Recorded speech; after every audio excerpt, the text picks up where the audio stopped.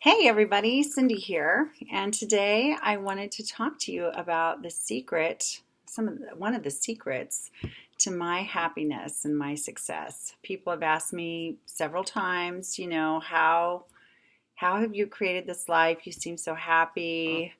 Um, you always seem to be glowing, and which I hope I am most of the time, but I'm human too. I have my moments. But anyway, I want to share one of the big secrets to me being in a place that I feel so good in my life. I feel like whenever we're blessed to know something, that we should share it, and hopefully it'll help others too. So one of my great teachers over the years, many years I've been studying under this man, 7 years or so, I've been studying under this man, Jack Canfield, who you may know as the co-founder of the Chicken Soup for the Soul book series. That's kind of where he really became known. But now his latest work for the last decade has been the Success Principles, how to get from where you are to where you want to be. This is a beautiful, beautiful book. This is you should see this book. I've mutilated this thing. You see I've used this so much. This is like my Bible of personal and professional development, I would say, Anyway, so I've studied under him extensively and learned a whole lot about how to create the life that you really want. So this book is called The Success Principles. I highly recommend it, but it's a thick one. But there's just so much value in here if you're wanting to create a better life for yourself. So there's 64 principles in the book, and one of my all-time favorites are that I'm going to share with you today is actually the first one in the book, which sets the foundation for all the rest of them. And that is take 100% responsibility for your life. 100%. 100%. Not 80, not 50, not 90, not 95. 100% responsibility for your life. And what he means by this, well, actually, I'm just going to read a little excerpt, okay? So hang on. There is only one person responsible for the quality of the life you live. That person is you. If you want to be successful, and I put in there happy, you have to take 100% for everything, responsibility for everything that you experience in your life.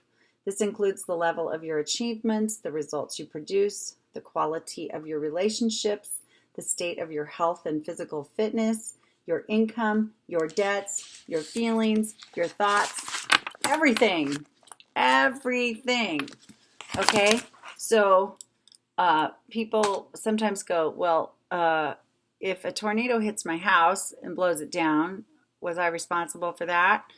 Well, probably not. I mean, we might be creating weather disasters by how we're not taking care of the earth and we're putting toxins in the atmosphere by being people living on the earth the way that we do, the resources that we consume and the things we use.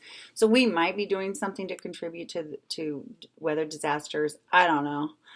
But in general, no, probably you didn't cause this tornado to hit your house. But what he is saying here is when there are circumstances or events that happen in your life, that you have total responsibility in how you respond to those things. How you respond to those things. So we're in charge always of our thoughts, our feelings, and our behavior, right? We're in charge of those things. So he says that to look at that all the time. And that often what people do instead is they do two things. They either blame somebody else or something else, or they complain about something. So they're blaming or complaining. And whenever we're doing that, we are giving away our power over a situation. So if you're upset about something and you're pointing your finger outside of yourself at an organization or the government or the weather or that person or this person or that this happened to you or anything like that. He's suggesting that that's part of your unhappiness and that that blocks your ability to create everything that you want in your life. And so instead, if you can drop the blaming and complaining, turn inward and go, okay, how am I contributing to this situation? What am I doing to contribute to this situation that I am in right now? Or what am I not doing that is contributing to the situation right now? And if I want it to be different, how can I step up and take responsibility to create what I'm really wanting here and wishing for here, instead of waiting for someone else or some other thing to shift things around? So when we blame and complain, we are distracting ourselves from our own ability to do something about something, and we are giving our power away to someone else. So if you want to be happy or successful, whatever word you want to put there, at peace in your life, you have to create it. It's up to you.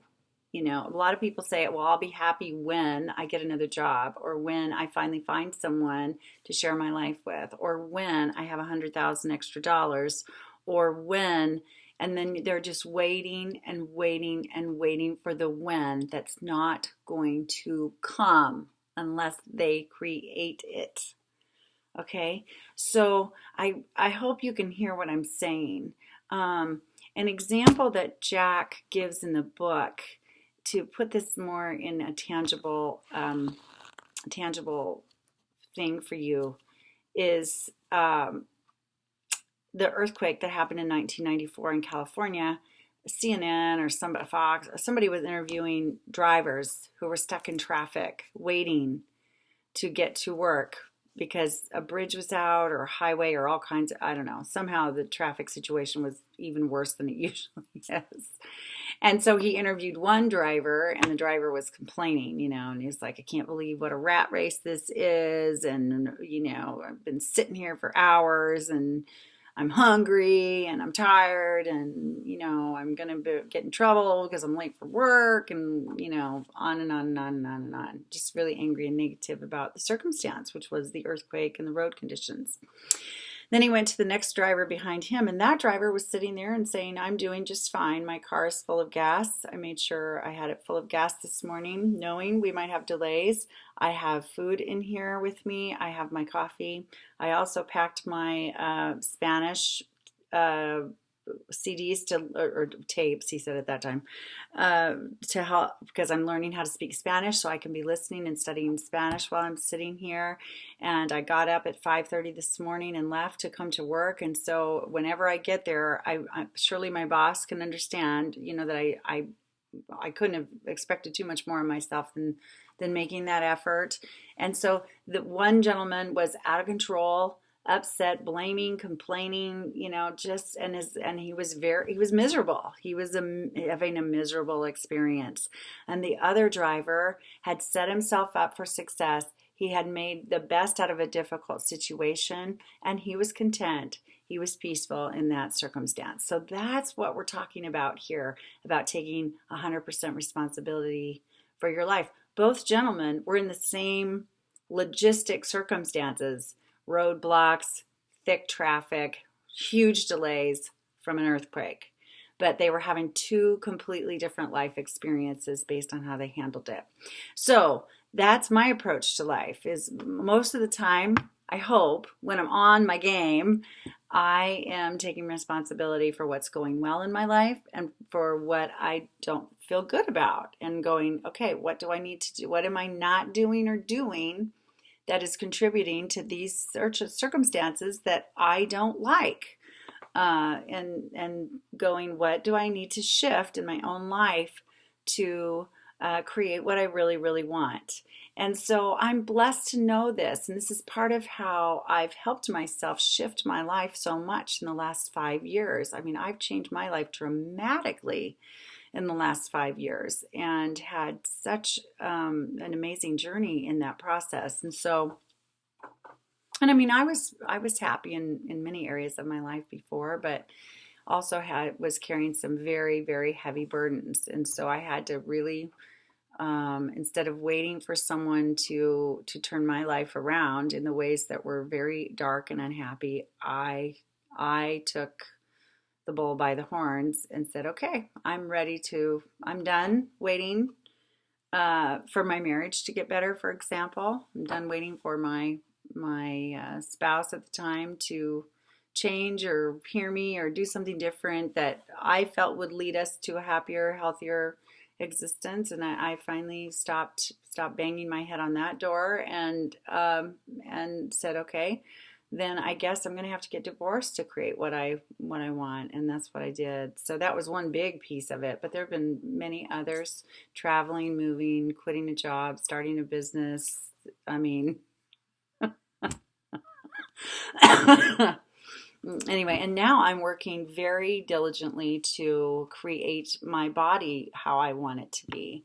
I've been through different stages of that in my life, and am now have come around to a new level of commitment with myself about taking 100% responsibility about my physical fitness and health, and just, feeling really, really good about it. So trust me, people, trust me.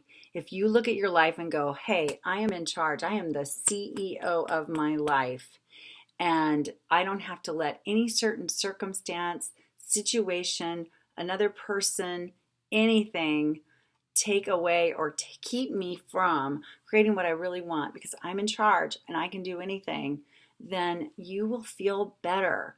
Go for it. Life is short, and it's short, and it's meant to be joy-filled and well-lived. So anyway, I hope this helps. Have a great day.